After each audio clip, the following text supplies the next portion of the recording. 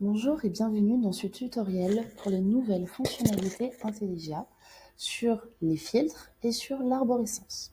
Pour cette formation, je vais rester sur des états hypothécaires qui ont déjà été analysés sur Fiji et sur le stock. Donc sur ce document, je vais directement dans l'arborescence et je vois déjà dans un premier temps que la légende a évolué. Désormais, vous aurez en violet les parcelles présentes dans votre document, en bleu l'identification des volumes et en vert l'identification des lots, mais également l'historique DFI en orange que nous verrons tout à l'heure.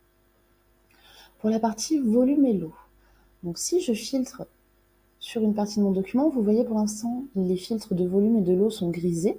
Il faut d'abord saisir une référence de parcelle. Je choisis ma parcelle, je clique bien sur appliquer le filtre et je vois que désormais mon filtre sur les lots est possible à sélectionner car nous avons détecté des lots. J'ai 3 lots possibles sur cette parcelle.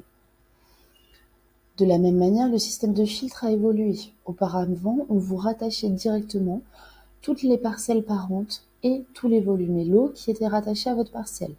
Aujourd'hui, on vous les identifie en dessous en vous proposant de les ajouter dans le filtre. Et si vous souhaitez les ajouter, il faut cliquer sur Ajouter au filtre.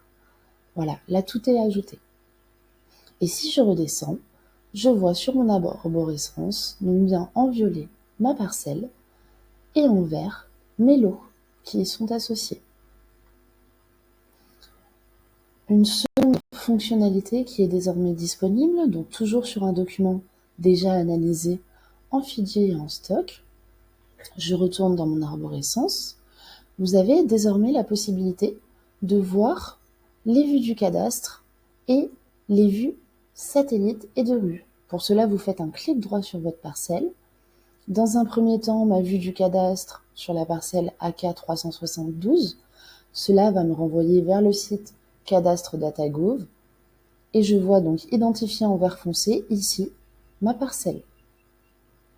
De la même manière, je peux aller voir la vue satellite. Pareil, je sélectionne une parcelle et donc là je vais être sur Google Maps pour la vue satellite sur plan. Voilà, ma parcelle est située ici. Et enfin, toujours en clic droit, je peux aller voir la vue de la rue.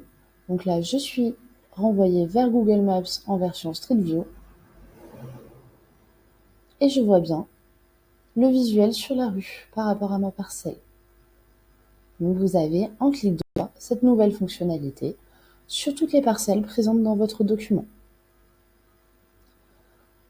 Enfin, nous avons ajouté une désignation des parcelles historiques.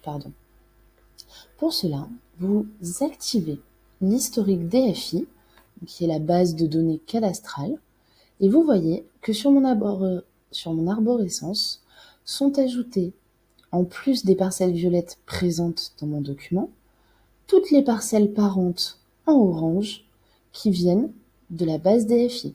Donc vous avez la possibilité soit de limiter cette identification sur votre analyse trentenaire, soit d'aller au-delà des 30 ans pour avoir bien toutes les désignations. Donc, ce qui nous permet de voir, par exemple, que pour la parcelle AK268, il y a une parcelle parente AK24 qui n'a pas été réclamée. Donc, vous voyez vraiment l'identification sur ce schéma, mais également, si vous allez dans vos filtres, vous sélectionnez une parcelle de votre document. Donc, je vais prendre ici AK332. Vous appliquez toujours bien votre filtre en cliquant ici. Et grâce à cette base DFI, on peut vous indiquer, attention, il y a des immeubles parents qui n'ont pas été réclamés. Et on vous liste toutes les parcelles qui ne sont pas présentes dans votre document et qu'il faudra aller redemander auprès de l'ANF. Donc vous avez vraiment cette identification des parcelles manquantes pour votre identification trentenaire.